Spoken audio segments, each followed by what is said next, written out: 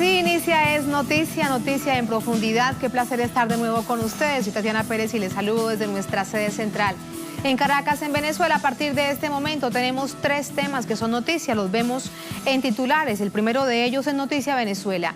Esta noche el presidente de la nación denunció que el país vive una guerra no convencional que intenta establecer el caos en el país. Son declaraciones que se dan en momentos en que el Ejecutivo despliega una agenda internacional, diplomática y estratégica que contrasta con el deseo de la derecha de aislar al país, a Venezuela. Tenemos información, tenemos el análisis. Segundo tema que es noticia, Estados Unidos. Analizamos la cumbre de la OTAN en esta nación en medio de las evidentes diferencias entre sus socios. En particular veremos por qué América Latina está ahora en su agenda. Vamos a profundizar en ello. Tercer tema que es noticia, Guatemala, más de 20 candidatos aspiran a la presidencia del país centroamericano.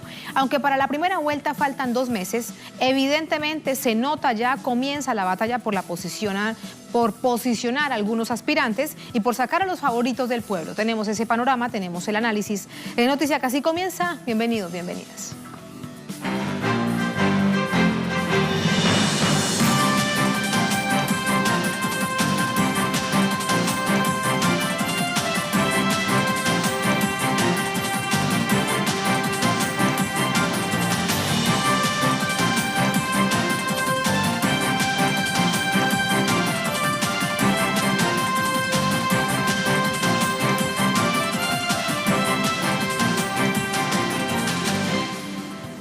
En noticia Venezuela, crecen las alianzas estratégicas diplomáticas de hermandad con países aliados alrededor del mundo. A esto se suman más expresiones de solidaridad desde los Estados Unidos para que esta nación del norte no intervenga en los asuntos internos de Venezuela. Detalles de esta jornada a continuación. Pese a las diversas formas de bloqueo que enfrenta Venezuela, el país y sus aliados refuerzan sus relaciones. En Moscú se realizó la 14ª Comisión Intergubernamental de Alto Nivel Rusia-Venezuela. La participación del vicepresidente de Planificación venezolano, Ricardo Menéndez, fue fundamental para dar a conocer las nuevas estrategias comerciales entre ambas naciones. Al suministro de medicamentos, alimentos e insumos de producción, se suma apoyo técnico para la protección del sistema eléctrico de la nación suramericana. En el marco de cooperación, las instrucciones del presidente de la República van sobre temas precisos, sobre temas concretos que tiene nuestro país y la visión estratégica también de desarrollo. En medio de esta visita a Rusia, el canciller de esa nación, Sergei Lavrov, resaltó que los estadounidenses no quieren que en Venezuela haya un consenso. Todo lo contrario, dijo. Lo que quieren es tener a un protegido en el poder, al que puedan dirigir principalmente en materia petrolera. En esta esfera de diplomacia internacional, el canciller venezolano sostuvo un encuentro con el presidente sirio, Bashar al-Assad, en la que se plantearon las similitudes que existen entre los inicios de la guerra en Siria y el que ahora enfrenta Venezuela.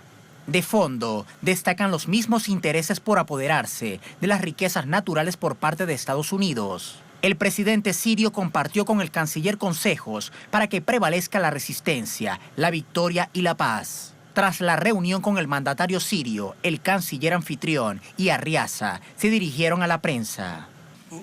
Nuestra firmeza es un ejemplo a seguir para todos los países que afrontan la hegemonía estadounidense.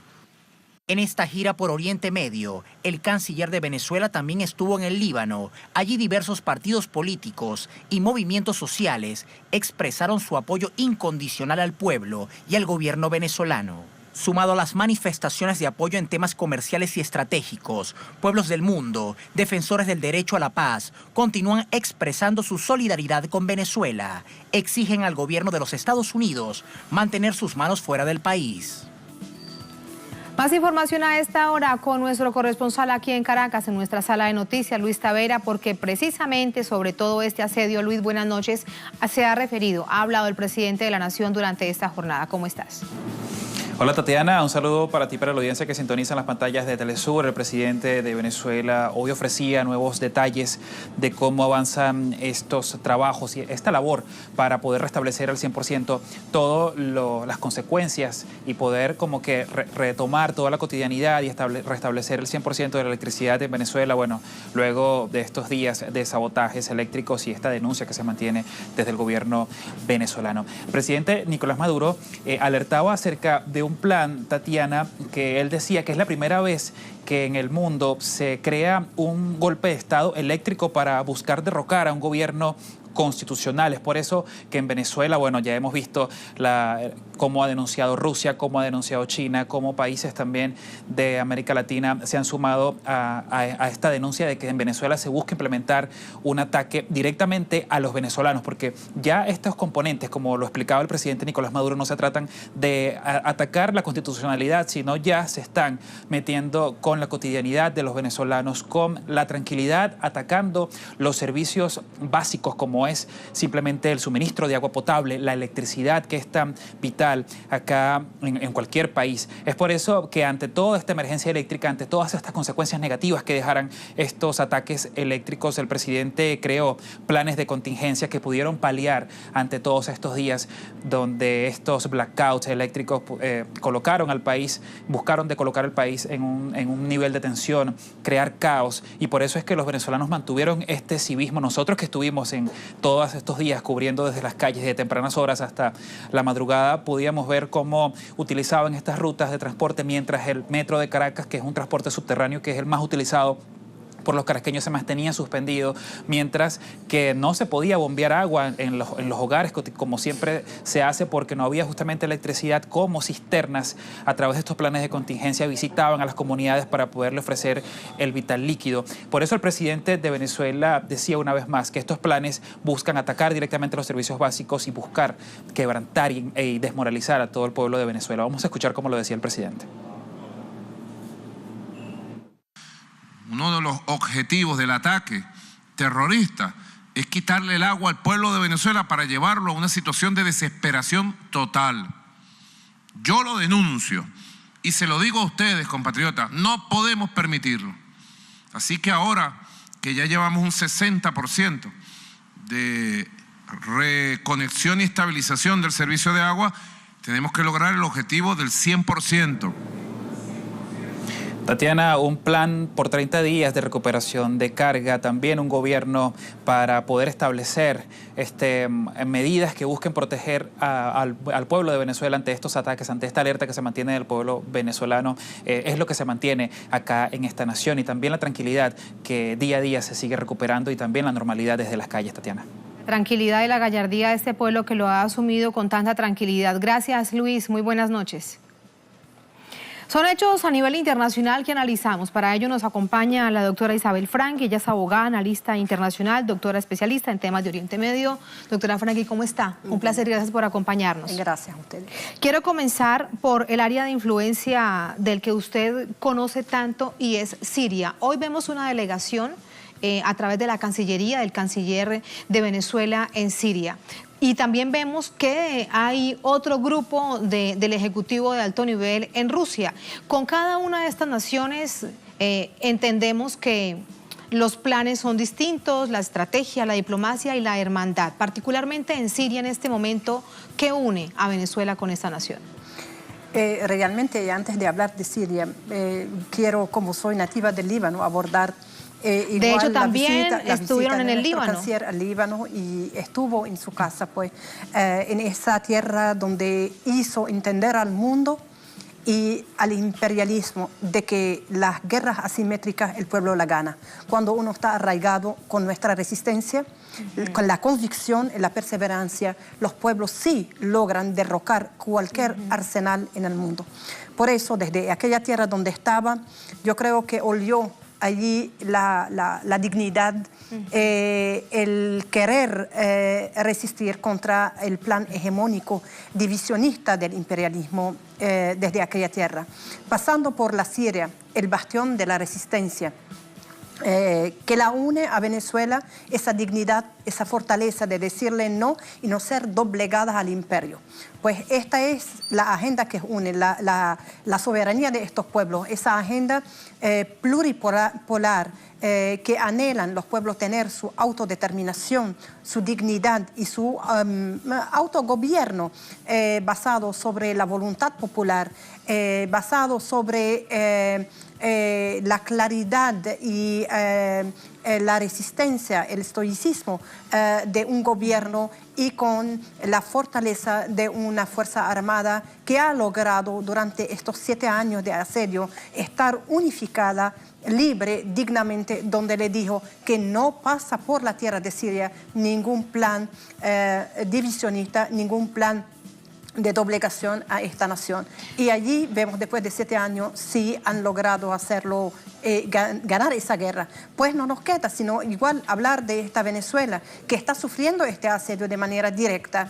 La cooperación, la solidaridad, el intercambio de experiencia en esta materia es de mucho Y sobre todo, doctora importancia. Franqui, desde el momento en que Siria muy bien identifica lo que viene, que es la invasión y el inicio de la lucha contra el terrorismo, con una nación que lo lideraba, que era los Estados Unidos. En ese principio, ¿qué tiene Venezuela que ver, que revisar, para que precisamente si esas fórmulas intentan aplicarse no quepan en Venezuela? Claro, Venezuela está principalmente gobierno, Fuerza Armada y pueblo, está claro de lo que viene, de la manera que viene. Entonces nosotros a diagnosticar lo que está sucediendo en nuestra patria y la claridad realmente de la posición del pueblo, lo que está sucediendo, el asedio que nos viene de afuera, y diagnosticar realmente que estamos dentro de un contexto de la 4ª generación.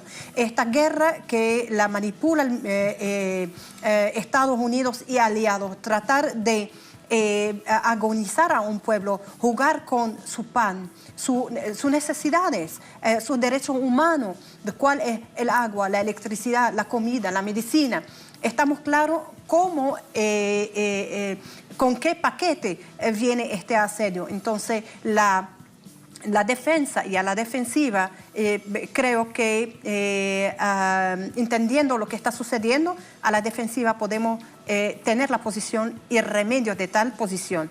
Ahora Siria lo ha vivido, Siria lo ha vivido en este sentido, pero con una guerra bueno, podemos decir ciertamente a veces asimétrica o convencional, porque fueron combinados las dos maneras de atacar a Siria, pero en Venezuela estamos viendo esta guerra asimétrica, esta guerra de 4ª generación, en la cual una guerra no convencional. Directamente al pueblo. Hay uno de los hechos que bien recuerdo cuando comenzó todo este asedio en contra de Siria, y es que desde la política y obviamente aupados por la media internacional decían que todo esto se resolvía con la salida del presidente Bashar al-Assad. Vemos a un presidente Bashar al-Assad en el gobierno, en el poder, gana las elecciones, ahí sigue. Eso sí es algo muy similar a lo que sucede en Venezuela. Hoy, con respecto al presidente Bashar al-Assad, ¿cómo se mantiene él siendo el presidente del país? Más bien, Bashar al-Assad hoy, después de 7 años a 8 años, hay un pueblo que cree en esta persona, que cree en un líder que defendió su patria estando dentro de su patria, desde las raíces de su tierra. Todavía está en no dejó a su pueblo, apoyó a su pueblo, no salió para afuera ni negoció la patria, porque hay un principio general de todos del mundo libre, que no se deja doblegarse por el imperio y su asedio o sus amenazas, la cual es las patrias no se venden ni se negocian. Entonces todavía está allí Bashar al-Assad y un pueblo que lo quiere y un pueblo que se siente protegido por ello. Los líderes mundiales, los líderes revolucionarios no dejan a un pueblo desamparado, sino defiende la posición, defiende sus intereses internamente. Y eso es lo que se tiene que entender en Venezuela, que estamos, gracias a Dios, frente a un liderazgo que está dando toda la talla, que está dando la batalla por el pueblo, no afuera en los hoteles de 5 estrellas, no dando vueltas al mundo con el bolsillo de Estados Unidos o la USAID. Están dando la cara, elevando la verdad. Y realmente lo que nosotros percibimos desde afuera, el papel preponderante que está jugando la diplomacia venezolana, esto es algo similar a lo que pasó en Siria. Siria ha hecho una guerra no solamente interna, sino también un arsenal de diplomáticos que estaban afuera a la defensa y revelar la verdad y desmantelar aquellas mentiras divulgada y tergiversada a nivel internacional, porque el mundo a veces escucha lo que los otros quieren empaquetarle la noticia. Sin duda, pero el manejo de las matrices diplomático de opinión en Siria, y igualmente lo estamos viendo con Venezuela, está dando y el la golpe talla. a la imagen del jefe de Estado, en este caso el intento de tantas maneras del golpe de la propia imagen como político y como persona del presidente Bashar al-Assad. Tatiana, aquí resaltar algo semejante y común entre las dos personas, la personalidad del presidente Maduro y la personalidad del presidente Bashar al-Assad. El presidente Maduro es una persona arraigada, es sindicalista, que ha forjado desde la base en defensa de los derechos de los trabajadores, de los derechos adquiridos a través de esta revolución. Quiere decir, han batallado bastante para tener el logro que ha tenido. Nosotros entendemos que todo proceso tiene su falla, pero el principio general es aquella voluntad y aquella gallardía de defender lo adquirido a nivel de derechos de los obreros, de derechos nacionales, de derechos de los ciudadanos. ¿Por qué atacan a la persona? Porque ven en la persona esa convicción, esa posición radical en cuanto no negociable. No puede sentarse en una mesa de negociar los intereses de su pueblo. Entonces, en él ven un muro de contención en cuanto a intereses de patria se refiere. A Bashar al-Assad, ese es el que querían la salida de Bashar al-Assad. Solamente se sentaban a decir que Bashar al-Assad tiene que salir para poder resurgir el pueblo para él. Y allí hay algo que quiero preguntarte también, porque desde Occidente fue muy, muy complejo de entenderlo, aún después de 7 años hoy en día. La oposición, habían grupos opositores que decían desde la vía democrática, vamos a hablar con el presidente Bashar al-Assad, vamos a Ginebra, por ejemplo, salimos de la frontera de Siria. Había otro totalmente radical que decía que no, y aparecía también una oposición moderada que decía que no estaban armas. Era una situación bastante compleja de entender. Hoy por hoy, ¿cómo lo puedes describir para revisar las similitudes con la oposición venezolana, que evidentemente todos sabemos que está muy fracturada, pero aquí hay una tan radical entregada al gobierno de los Estados Unidos? Realmente el papel de la oposición siria fue dividido en 3 fases. La primera, la que es natural, la que es legal, la que es constitucional de cualquier pueblo en el mundo, de oponer a un oficial, quiere decir a una política oficialista. Es la misma dinámica de una democracia, la que llamamos aquí protagónica, participativa, porque los pueblos realmente, y nosotros aquí, nos criamos a través de esa revolución de reflexionar, de llevar al debate toda contienda en todos los procesos electorales que hemos convivido. Entonces tenemos debate de ideas, pero no quiere decir que nosotros somos enemigos, no, más bien esto nos eleva a un mayor resultado positivo para el bienestar del pueblo. Ahora en Siria había gente que necesitaba un cambio constitucional y fueron recibidos, pero hubo otra que se llama como el caballo de Troya para los intereses foráneos, turca o norteamericana, israelí, para la división y para la expoliación de los recursos internos de Siria. Lo que nos llama la atención, que aquella oposición estaba arraigada en los hoteles de 5 estrellas en Turquía, estaban en Estados Unidos, fueron designados por el exterior. El que negociaba los puntos no eran esos opositores, sino los amos de esos opositores. Y de repente, cuando vimos que con el posicionamiento de Siria, con la coalición en defensa del punto estratégico siria, ruso, iraní, la resistencia en apoyo a Hezbollah del Líbano, con buen plácito del gobierno sirio, han logrado derrocar este proyecto divisionista y realmente cruel sobre Siria, que destrozaron a Siria. Entonces, y este retroceso en el posicionamiento de la oposición siria aliada de Estados Unidos Y como entonces lo vemos luego, le cerraron las puertas a la Santa María, a todas, y fueran afuera, lo utilizaron, pero lastimosamente, porque no hubo, fueron servil a los intereses norteamericanos, destruyeron un país después de haber una economía exitosa, un país productivo, industrial. Como podemos, destrozaron de manera realmente que da dolor ver a Siria como es. Y una llamada, Tatiana, el que entiende de historia, el que ve de historia, que recapacite, ve que el camino es interno de la paz. La paz es la única salida donde uno puede tener soluciones y no la guerra. Ese que es un espejo. Las miserias que ha pasado Ese es un espejo Libia, en el que deben verse aquellos Irak que, por y Siria. ejemplo... que deben verse, por ejemplo, aquellos que entrevistamos en las calles, gente que dice, y no solamente los opositores duros en la política, sino aquellos que lo siguen, donde dice, aquí lo que debe haber es una intervención militar. Deben mirarse en ese espejo. Ahí está claramente el espejo Siria, de porque Libia. Porque no, esto no tuvo color político, no tuvo ideología política. Tatiana, una cosa, cuando Libia, Muammar al-Gaddafi, si uno está con él o no está con él, comparte su política o no la comparte. Cuando salía y decir, mi pueblo me quiere, y yo estoy haciendo lo mejor para mi pueblo, pero las ratas están entrando. Aquel entonces, si nos acordamos, el eslogan era, del imperio, Muammar al-Gaddafi está diciendo de sus seguidores, de su pueblo que son ratas, cuando hablaba de ISIS. Tergiversaban esas imágenes.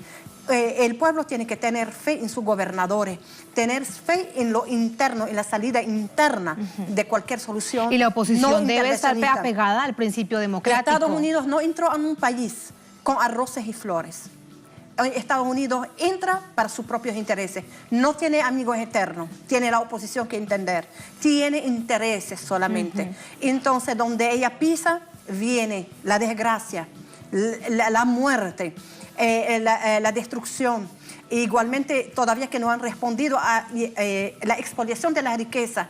Imagínense Irak, la biblioteca más grande de la historia, con acervo cultural, fue expoliada, su acervo cultural, sus mujeres que fueron violadas. Hasta el momento no hemos visto ni Consejo de Seguridad, ni derechos humanos, ni nadie defendiendo a esas mujeres de la violación del ejército norteamericano. Eso es lo que deja, no deja ni flores, ni arroces, ni libertades. Ese es el espejo en el que debe verse aquellos que llaman a una intervención militar en Venezuela de una manera tan irresponsable. Ahí está un ejemplo clarísimo. Hablábamos de Siria, me cuentas de Libia y también de Irak. Gracias, doctora Frangi. Un placer. Gracias. Muchísimas gracias. Así nos vamos a la primera pausa en esta emisión de Es Noticia. Al volver en Noticia los Estados Unidos, analizamos la cumbre de la OTAN en esta nación en medio de las evidentes diferencias entre sus socios estratégicos. En particular, veremos por qué América Latina en este momento está en su agenda. Al volver en Es Noticia.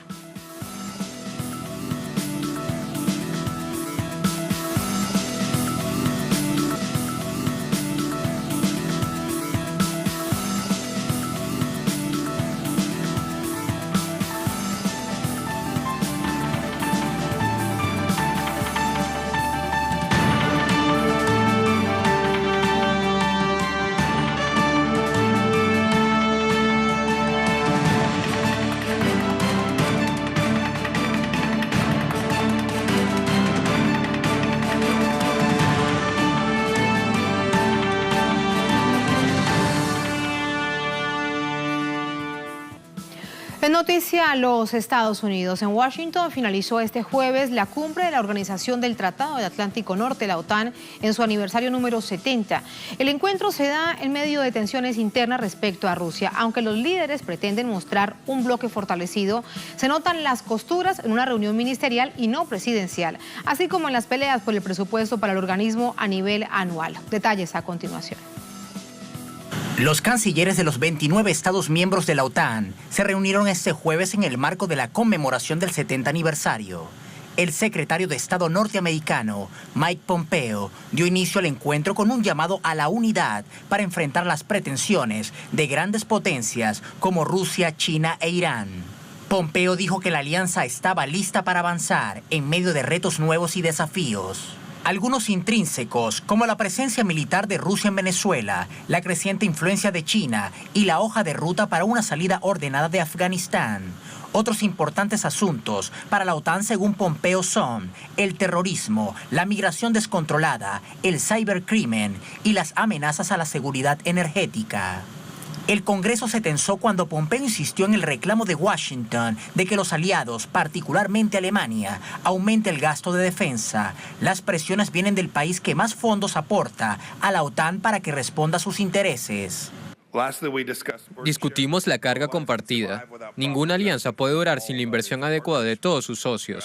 Nuestros aliados se han unido a los Estados Unidos al reconocer las necesidades de una mayor carga compartida, todos y cada uno de ellos. Por su parte, el vicepresidente estadounidense Mike Pence llamó a la atención de Turquía por comprar un importante armamento a Rusia. Turquía debe elegir. ¿Quiere seguir siendo un socio crítico en la alianza militar más exitosa de la historia del mundo?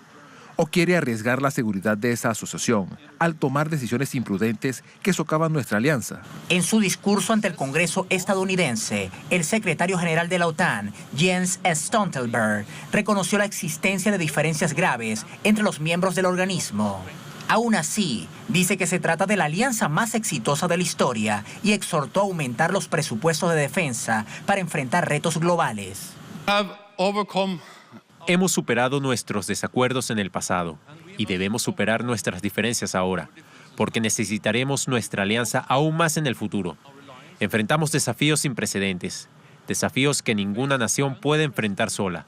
La guerra en Yemen, apoyada por la OTAN, fue un tema omitido en la reunión de la alianza. La Cámara de Representantes estadounidenses aprobó este jueves una resolución para que Washington retire su apoyo militar a Arabia Saudí en ese conflicto. Se niegan a dar más fondos para la guerra, pero el proyecto podría ser vetado por el presidente Donald Trump.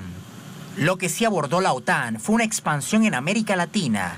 Stoltenberg indicó que consideran la posibilidad de que otras naciones, además de Colombia, se conviertan en socios. Sin embargo, la propuesta de la Casa Blanca de incluir a Brasil no fue bien recibida por algunos miembros.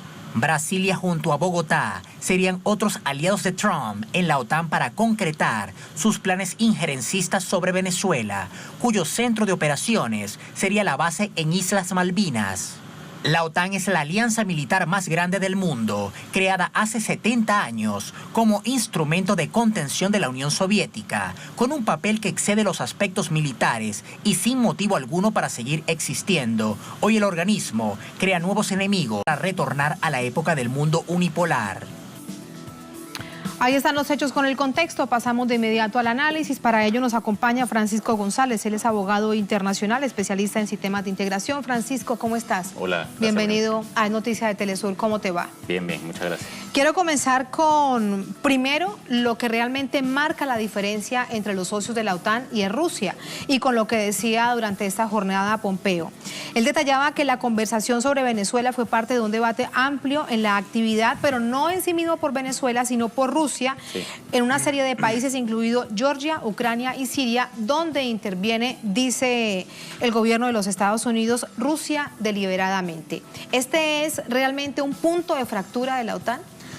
Lo que vemos hoy en el 70 aniversario de la OTAN y vuelve al Departamento de Estado, por eso estuvo ahí en Washington esa reunión con Mike Pompeo, el jefe de la diplomacia estadounidense a la cabeza, donde aparece otra vez un fantasma para la OTAN, que es Moscú. Así como en esa reunión del 49 con Harry Truman a la cabeza, era Moscú, pero en el mundo multipolar que estaban haciendo después lo que sería la Guerra Fría, y en la actualidad, bueno, está un resurgimiento de alguna manera de esa diatriba entre Estados Unidos, hegemón, pero debilitado, y Rusia como potencia ya consolidada y más que emergente en este momento. Y de hecho se ve en el planteamiento que ellos hacen de los puntos álgidos de discusión, que fue el tema Rusia, que fue el tema también del ciberataque, hablando del ciberataque para defenderse en la OTAN. Sí, muy paradójico, pero sí, es un tema central durante esta cumbre. Y vimos que recientemente en Washington también han tomado una especie de resolución para resguardar a los estadounidenses. Una orden ejecutiva. Una orden contra los ciberataques, o sea, y contra los posibles ataques eléctricos al sistema estadounidense. Entonces vemos justamente en un momento que están haciéndolo contra Venezuela, ¿no? Eso es lo paradójico de esto, ¿no? Te pregunto, ¿hacen el laboratorio, así funcionan? ¿Hacen de Venezuela el laboratorio de estos ciberataques al sistema eléctrico nacional? ¿Dejan a 30 millones de personas durante casi 72 horas a oscuras y luego dicen que tal vez les puede funcionar, entonces van a defenderse, a protegerse? ¿Así funciona? Sí, claro, porque vemos que en otros puntos álgidos de esa agenda estaba el tema de China, o sea que no solo Rusia y China, es el sistema mundo actual en el cual Estados Unidos quiere emerger con Trump, sí, los ultranacionalistas a la cabeza, a tener la fuerza que otrora tuvo y que ha venido en detrimento pues estos últimos años, ¿verdad? Con los neoliberales a la cabeza, y que Trump emerge en este momento con estos ultranacionalistas, ¿no? A tratar de llevar a Estados Unidos a esa hegemonía que fue y que ya no es, en la cual emergen Rusia, China y otros países fuertes en el mundo. En todo caso, sí mantiene una hegemonía militar. Claro, el presupuesto de defensa de los Estados Unidos, ¿para qué desconocerlo? Es millonario. Seguro. Lo que ocurre es que precisamente en este momento no es el punto, digamos, cónclave digamos, álgido de esa fuerza que otrora tuvo Estados Unidos. Y la crisis actual de Estados Unidos en la interna, pues es la que se refleja allí. Y la OTAN es parte de esta crisis. Recordemos que, miren, en el año 99, cuando atacan Yugoslavia, el pretexto precisamente que era el tema de Milosevic, las dictaduras, la violación de derechos humanos, y la OTAN como cuerpo con Bill Clinton a la cabeza, fueron a atacar Yugoslavia, que era el corazón de Europa en aquel momento, y entonces es como que el resurgimiento de esa lógica de impotencia de un país que no pudo contra esa, digamos, opresión y esa fuerza tremenda bélica, y antes de atacar, habían atacado con bombas de grafito el sistema eléctrico de Yugoslavia, y cuando estaba en los oscuras el país, atacaron con bombas y destruyeron el sistema eléctrico no solamente bélico, sino también de hospitales, de escuelas, de universidades, y en las noches atacaban todas las carreteras donde circulaban los ciudadanos, y atacaron la radio estatal serbia, que era como la televisora más importante de aquel momento, donde mataron más de 16 civiles. Entonces fue toda una masacre en aquel momento de la OTAN, con Estados Unidos a la cabeza,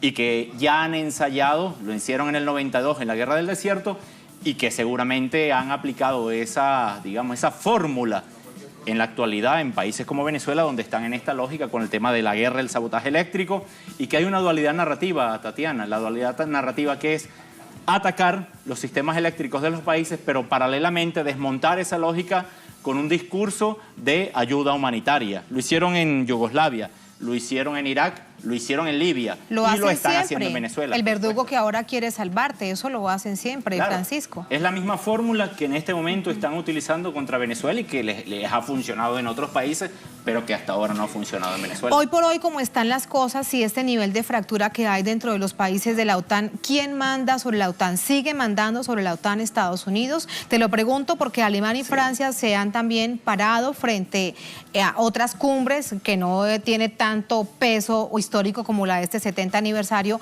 que de hecho también quiero preguntarte, no fue una cumbre presidencial, fue una cumbre ministerial, y eso también debe tener toda una carga simbólica. Pero volviendo al tema de Alemania y Francia, en esa iniciativa que lanzaban hace unos meses de tener un ejército europeo. Sí, claro, hay una diatriba en lo interno de la Unión, porque vieron que con la guerra de cuando van a invadir Irak, hubo bastantes diatribas y Alemania, Francia estuvieron como que diatribas con respecto a participar en aquella guerra, y se ha visto las debilidades de la Unión Europea con sus sistemas de defensa. Y yo creo que más allá de que haya sido Rusia, o sea Rusia, digamos, el enemigo real de la Unión Europea, yo creo que ellos están viendo es a Estados Unidos. Por algo vemos las diatribas que surgieron hoy en la discusión entre Borrell, en la representación diplomática de España, y Mike Pompeo. De hecho, Borrell luego declara a los medios de comunicación y dice, es cierto que hay una fuerte diferencia de criterios sobre Rusia. Claro, por supuesto, porque lo que estamos viendo allí, que con el emerger de estas ultranacionalistas, eso choca con los atlantistas, que son los neoliberales que sostienen todavía el sistema europeo. Y estos, digamos, estos políticos o estos partidos neoliberales están en crisis en este momento en la Unión Europea. ¿Y qué está pasando? Que las representaciones de esos partidos en los países están haciendo que emerjan ultranacionalismos y partidos ultranacionalistas como Vox en España, o lo que acabamos de ver en Hungría. Y mira, justo el asesor Stephen Bannon de Mike Pompeo y de Trump, ¿verdad?, en la campaña electoral, estuvo en Italia y ha estado en una campaña para apoyar ahorita en mayo a la Unión Europea, pero los partidos más ultrarradicales y ultranacionalistas de la Unión. Las parlamentarias europeas. Claro, entonces no le va a funcionar a los neoliberales, tanto en España como en Francia o como en Alemania, el apoyo de este Estados Unidos actual de Trump, que es distinto al de los neoliberales desde Obama hacia atrás, desde el 89 con Reagan. Entonces, la dinámica de Estados Unidos es muy distinta en este momento a la previa a Trump. En todo caso, al presidente de los Estados Unidos le queda 1 año y medio aproximadamente de gobierno. Y aunque él rompe con esa política pública, digamos, a nivel internacional o con esas decisiones diplomáticas de Estado que nunca habían cambiado, él se va mucho más hacia la derecha, no quiere decir que quien venga vaya a mantenerlo. ¿Qué hacer entonces para que Europa piense realmente que esto será solamente una cuestión de carácter temporal? Yo creo que en ese sentido las alianzas tácticas y estratégicas de países como Rusia, China, en este mundo emergente actual, y Venezuela... Porque además esa es una realidad, eso no se puede cambiar. Claro, es la realidad actual del así. Momento. Hay una interdependencia tremenda donde Rusia, China y Estados Unidos son socios económicos en la realpolitik, pero al mismo tiempo son socios en pugna por esas hegemonías y contrahegemonías que no existían, oye, hace 5 o 10 años. Por ejemplo, cuando van a chocar y a invadir Libia, pues hubo diatribas, no apoyó ni Rusia, ni Estados Unidos, ni China en el Consejo de Seguridad de la ONU, pero invadieron. Entonces, en este momento, digamos que Venezuela es como el ojo del centro del huracán de esa diatriba geopolítica internacional en la cual, pues, Rusia, y tanto Rusia como China, que estuvieron en el debate de hoy de la OTAN, pues están emergiendo y están influyendo en gran medida en la Francisco, y allí economía. de nuevo el secretario de Estado de Estados Unidos, Pompeo, dice que Rusia debe salir de Venezuela, ¿no? De nuevo es casi que te ordeno que cumplas esta tarea, porque América Latina, también como lo dijo hace muy pocos días de una manera muy clara China, parece ser la provincia de los Estados Unidos. Lo que pasa es que así lo perciben. ¿Qué pasará entonces con Brasil, con Colombia y con la base de la OTAN en Malvinas? Mira, hace rato discutíamos hoy un artículo interesante de La Vanguardia de el expresidente Santos de Colombia, donde hablaba que Venezuela es utilizada como una táctica de estos grupos en Europa, pero también de Estados Unidos, para campañas electorales. Mira, vaya que lo dice Santos, pero es que es real. Y eso lo están haciendo, claro, utilizan ahora también a Rusia, a Estados Unidos para su próxima campaña, posiblemente, que Trump quiera relanzarse y lanzar una cortina de humo, ¿sí? Un chivo expiatorio para tratar de unificar una OTAN que está fracturada, por ejemplo.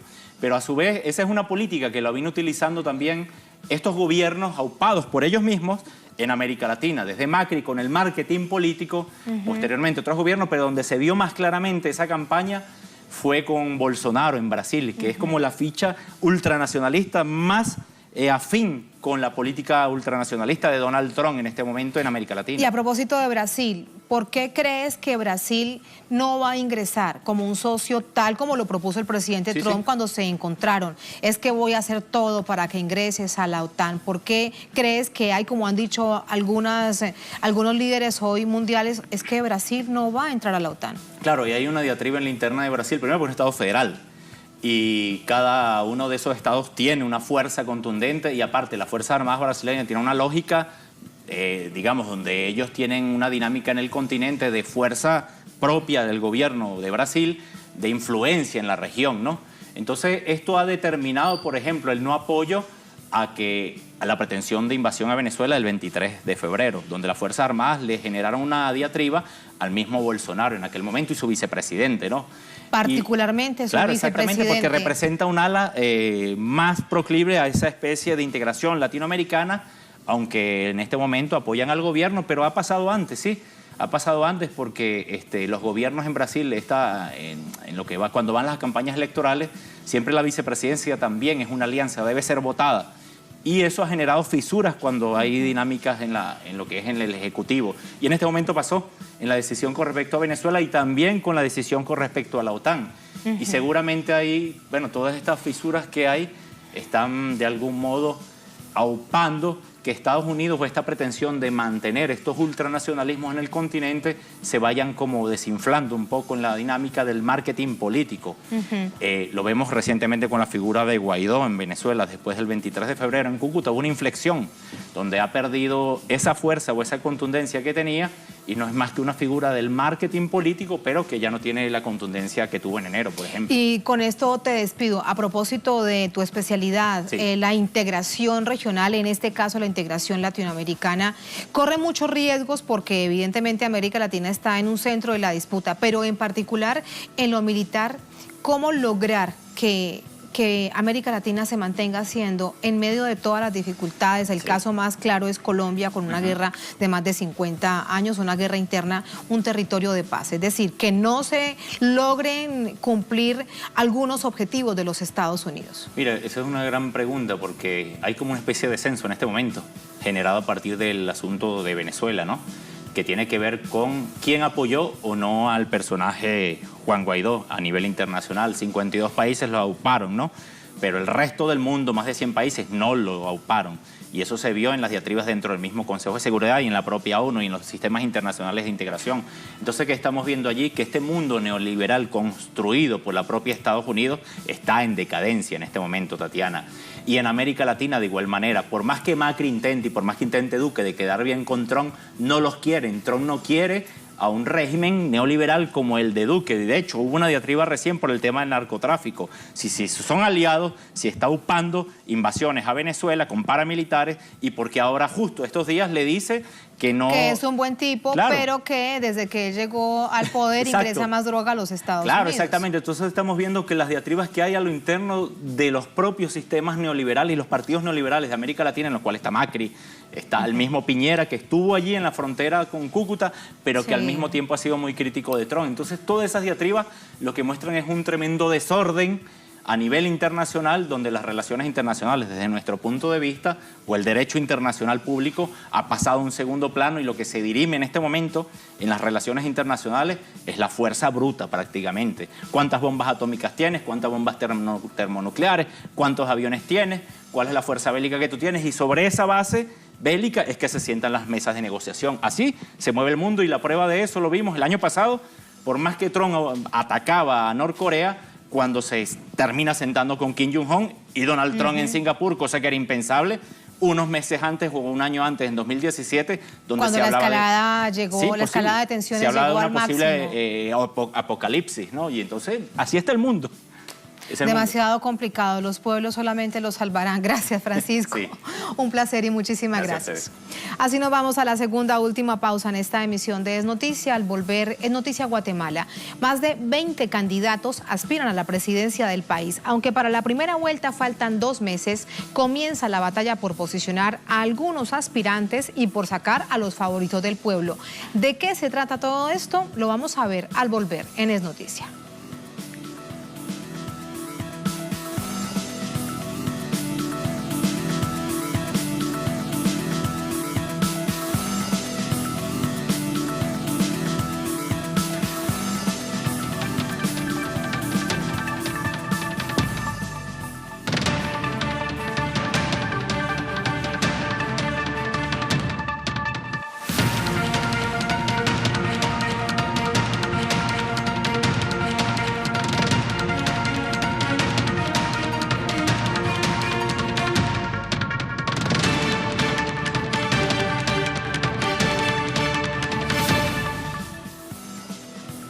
En Noticia Guatemala arranca la carrera electoral en el país centroamericano. Entre la veintena de aspirantes a la primera vuelta de elecciones generales destacan 3 mujeres, entre ellas la exfiscal Telma Aldana, pero antes deberá librar una batalla en las Cortes para continuar en esta contienda. Revisemos el panorama previo a los comicios del 16 de junio en el siguiente informe.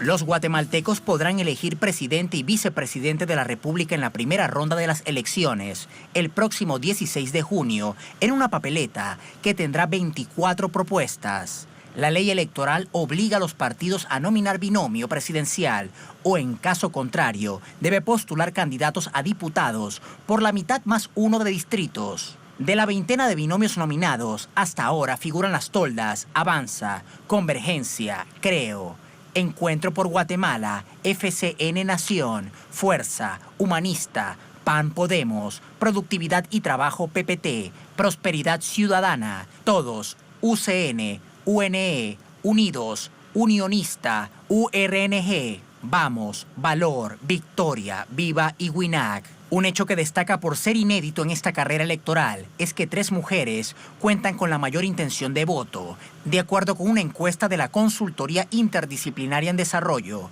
lidera la socialdemócrata Sandra Torres con un 17%. Telma Aldana, exfiscal general del Estado, sigue con un 10%. Y Suri Ríos, hija del fallecido exdictador Efraín Ríos Montt, con un 7%.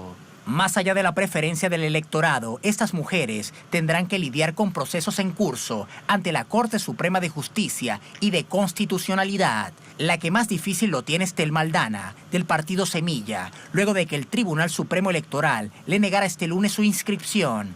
Enemigos políticos le cierran el paso acusándola de contratación irregular durante su administración al frente del Ministerio Público. A Aldana no se le perdona su liderazgo en el Ministerio Público, ya que junto a la Comisión Internacional contra la Impunidad, la CICIG, demostró que la élite empresarial guatemalteca financió de manera ilegal la campaña del expresidente Otto Pérez Molina en 2011 y también la de Jimmy Morales en 2015. Pérez Molina está en la cárcel. En esta amplia lista de candidatos también destacan Estuardo Gadalmés, candidato por el conservador Frente de Convergencia Nacional, partido del actual presidente, el candidato por tercera vez, Alejandro Yamatei, por Vamos, y Roberto Arzú, por la coalición PAN-P. Además, la campaña contará con la participación de Yitzhak Farhi, un israelí afincado en Guatemala, un candidato que podría llamar la atención de Washington, dado que Guatemala es de los pocos países que decidió transferir su embajada de Tel Aviv a Jerusalén. Para los guatemaltecos, uno de los principales temas que debe afrontar el próximo presidente es la lucha contra la corrupción. Sin embargo, hay otros asuntos urgentes: la crisis migratoria, la criminalidad, el narcotráfico, los elevados índices de pobreza que llegan al 68% según la CEPAL y desnutrición infantil crónica del 46,5% de los niños menores de 5 años. Ahí están todos estos desafíos que tiene el próximo presidente de esta nación centroamericana. Y seguimos sumando información con nuestro corresponsal desde Ciudad de Guatemala, con Mario Rosales. Hola Mario, adelante, buenas noches. Hola, ¿qué tal compañeros? Un saludo a esta hora desde Guatemala. Bueno, se ha difundido esta encuesta del grupo de Prensa Libre, un consorcio de medios acá en Guatemala, en donde las 3 candidaturas punteras de preferencia electoral son 3 mujeres. Encabeza Sandra Torres con un 20% de intención de voto, Suri Ríos, la hija del ex general golpista José Efraín Ríos Montt, y en tercer lugar la exfiscal general del Ministerio Público, Telma Aldana. Estas 3 candidaturas tienen un punto convergente. Las 3 tendrá que decidir su futuro. La Corte de Constitucionalidad, a Sandra Torres se le acusa de asociación ilícita y de el delito de financiamiento electoral ilícito en la campaña 2015. Suri Ríos por ser hija de un general golpista. La Constitución dice que quienes llegaron al poder vía un golpe o un rompimiento institucional, sus familiares no pueden ser presidentes de la República. Y Telma Aldana, con esta orden de captura vigente acá en Guatemala y la revocatoria de su inscripción, que pues por señalamientos de haber otorgado plazas irregulares o plazas fantasma cuando ella fungía como jefa del Ministerio Público. El partido político Semilla, que la propone como candidata, ha presentado un amparo en la Corte Suprema de Justicia para revertir esta situación y que su candidatura quede en firme y así ella poder venir acá a territorio guatemalteco. Así que así las cosas en esta campaña política del país, con 3 punteras y 3 que tendrán que enfrentar la decisión de la Corte Constitucional. Volvemos. Gracias Mario. Tendrán que enfrentar estas 3 mujeres decisiones de la Corte de Constitucionalidad, una de ellas la Corte Suprema de Justicia. Así comienza poco a poco a entenderse este panorama de lo que serán las elecciones presidenciales y generales en Guatemala el próximo mes de junio. Y así ponemos punto final a esta emisión de Noticia. A todos, gracias por acompañarnos. Recuerden que estamos en nuestras redes sociales, @Noticia Telesur, @Tatiana Telesur. Será hasta la próxima y sigan con nosotros.